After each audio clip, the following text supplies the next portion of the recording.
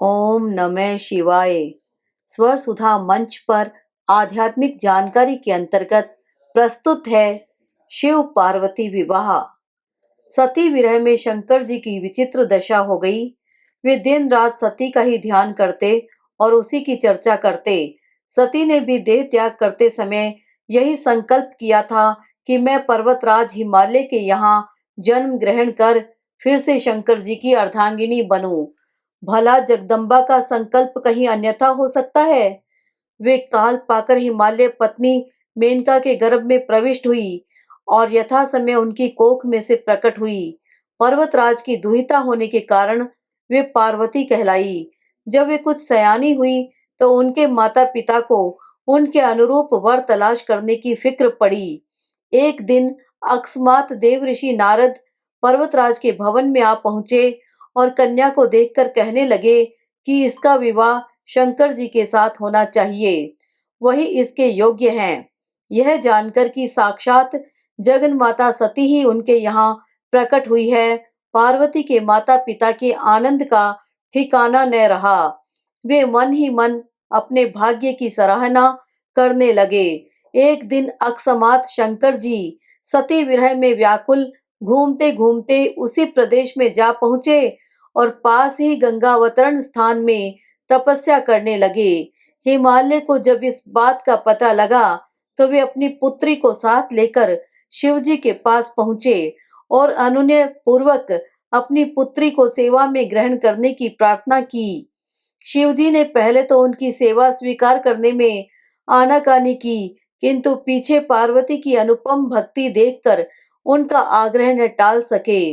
अब तो पार्वती प्रतिदिन अपनी सखियों को साथ ले शंकर जी की सेवा में उपस्थित होने लगी। वे उनके बैठने का स्थान झाड़ू बुहार कर साफ कर देती और उन्हें किसी प्रकार का कष्ट न हो, इस बात का सदा ध्यान रखती।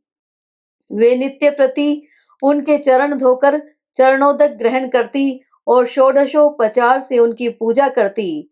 इस प्रकार पार्वती को लोक शंकर भगवान शंकर की सेवा करते सुदीर्घ काल व्यतीत हो गया, किंतु पार्वती जैसी त्रिभुवन सुंदरी पूर्ण यौवना बाला से इस प्रकार एकांत में सेवा लेते रहने पर भी शंकर के मन में कभी विकार नहीं हुआ। वे सदा आत्मरमण करते हुए समाधि में निश्चल रहते। इधर देवताओं को तारक नाम का असुर बड़ा त्रास देने लगा। यह जानकर कि शिव के पुत्र से ही उसकी मृत्यु हो सकती है, वे शिव पार्वती का विवाह कराने की चेष्टा करने लगे। उन्होंने शिव को पार्वती के प्रति अनुरक्त करने के हेतु कामदेव को सिखा पढ़ाकर उनके पास भेजा, किंतु पुष्पायुध का पुष्प बाण भी शंकर के मन को विक्षुब्ध न कर सका। उल्टे यह उनकी क्रोधाग्नि से भस्म हो गया। शंकर भी वहां अधिक रहना अपनी तपश्चर्या के लिए अंतराय रूप समझ कैलाश की ओर चल दिए। पार्वती को शंकर की सेवा से वंचित होने का बड़ा दुख हुआ, किंतु उन्होंने निराश न होकर अब की बार तप के द्वारा शंकर को संतुष्ट करने की मन में ठानी। उनकी माता ने उन्हें सुकुमार एवं तप के अयोग्य समझकर बहुत कुछ मना किया, इसलिए उनका उमा उ प्लस माँ तप न करो यह नाम प्रसिद्ध हुआ। किंतु पार्वती अपने संकल्प से तनिक भी विचलित न हुई। वे तपस्या के हेतु घर से निकल ही पड़ी और जहाँ शिवजी ने तपस्या की थी उसी शिखर पर तपस्या करने लगी। तभी से लोग उस शिखर को गौरी शिखर कहने लगे। वहां उन्होंने पहले वर्ष फलाहार से जीवन व्यतीत किया, दूसरे वर्ष वे पर्ण वृक्षों के पत्ते खाकर रहने लगी और फिर तो उन्होंने पर्ण का भी त्याग कर दिया, इसीलिए वे अपर्णा कहलाई।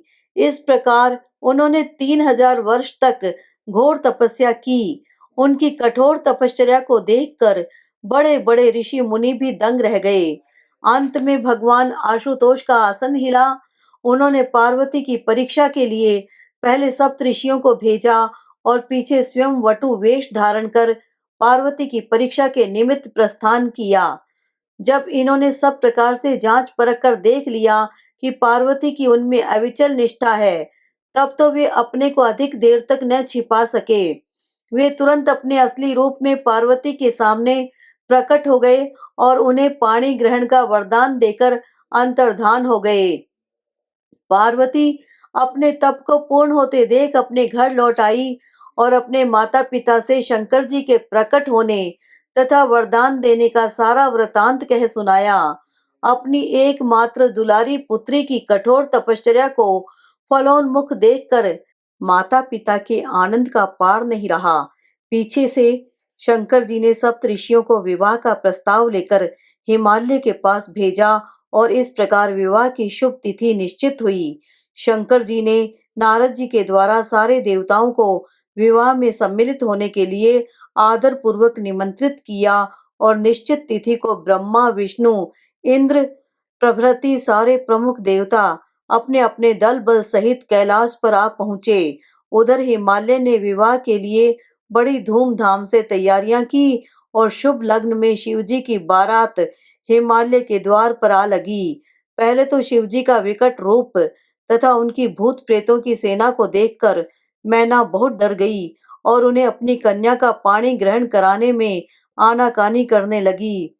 पीछे से जब उन्होंने शंकर जी का करोड़ों कामदेवों को लजाने वाला 16 वर्ष की अवस्था का परम लावण्य रूप देखा, तो वे देह गेह की सुधि भूल गई और शंकर पर अपनी कन्या के साथ ही साथ अपनी आत्मा को भी न्यौछावर कर दिया।